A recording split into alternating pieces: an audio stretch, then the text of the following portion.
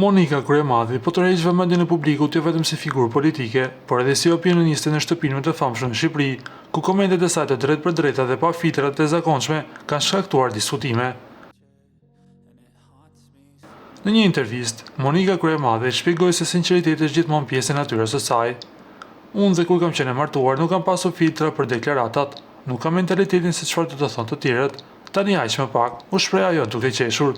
E pyetën nëse beson ende te dashuria pas divorcit, Kuremati tha: "Besoj te dashuria, është kryesore, ngro shpirtin." Megjithatë, ajo pranoi se emocionalisht mbetet e lidhur me ish bashortin Ilir Meta, duke cilësuar si dashurinë e saj të parë dhe të fundit.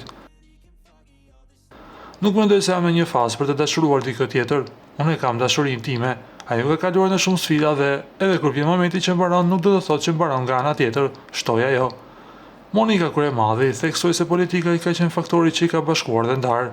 E gjithë jeta ime politike ka filluar me Metën në krah. Politika na bashkoi dhe politika na ndau, duke sqaruar se marrëdhënia nuk ka qenë një barë për karrierën e saj. Ju lutem klikoni tek butoni subscribe për të marrë të rejat më të fundit nga showbizi shqiptar.